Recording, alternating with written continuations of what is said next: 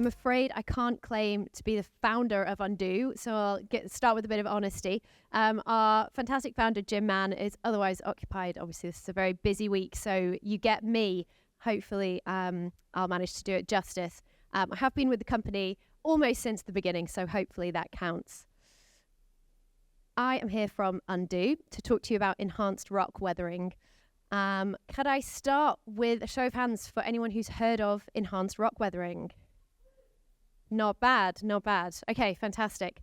Fear not if you haven't, all will be revealed. So I don't need to talk to the people in this room about the scale of the problem that we face. The IPCC acknowledges that reducing emissions simply isn't enough if we have any chance of mitigating the approaching catastrophe. We need to permanently remove 10 billion tonnes of CO2 every year from our atmosphere by 2050. I cannot stress enough the scale of that target. This is what we've achieved so far of that 10 million, and that needs to happen every single year. So we have a really, really long way to go. One potential solution is the use of enhanced rock weathering, which has the potential to fill 4 billion of those 10 billion tonnes every year. So I'd like you to cast your minds back to school geography days. You might remember learning a little bit about rock weathering. In short, and I am not here from our science team, so please no super technical questions later. Rain is slightly acidic. It contains a mild form of carbonic acid.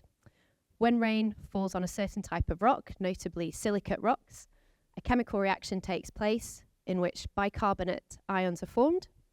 They sink down into the soil, ultimately finding their way to the sea, where the carbon is locked away for over 100,000 years. This process already removes 1 to 3 billion tonnes of CO2 every year, just through the natural exposure of rock to rain.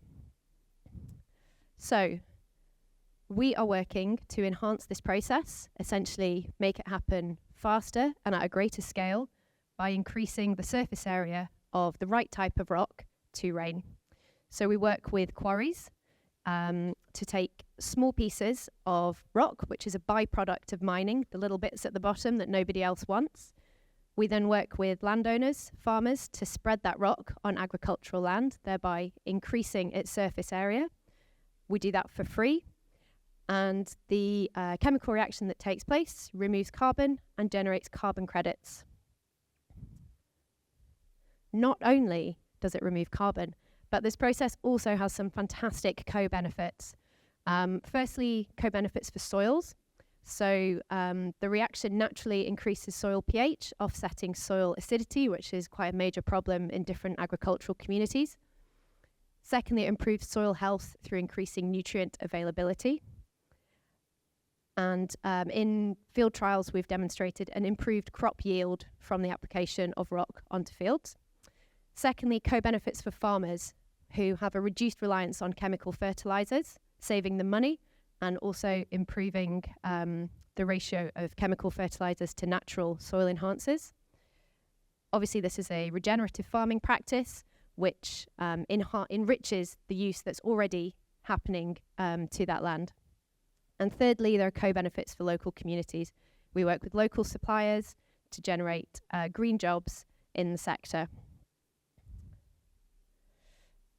I'm not going to talk through this whole slide, but I'm sure you'll have heard of other carbon removal techniques. This is just a really quick little graphic on why we think enhanced weathering is one of the best ones.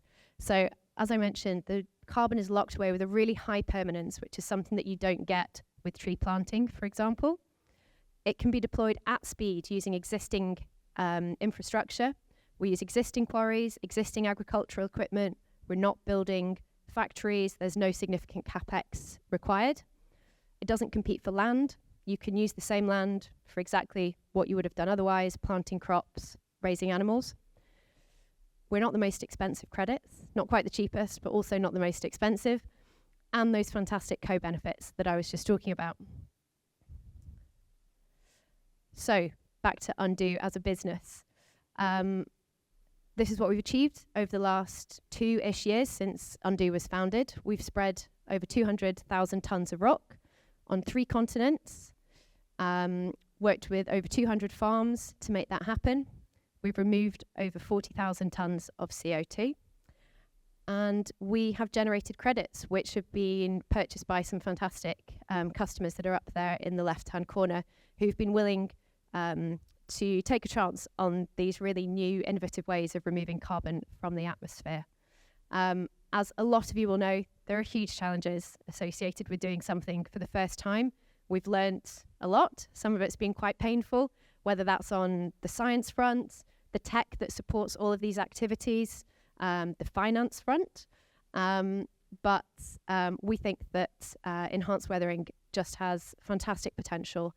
We can't wait to scale in the future. We're moving into Canada at the moment, and looking forward to seeing where the journey takes us in future. Come and talk to me about anything related to carbon removal, enhanced weathering, or Undo in particular. Thank you.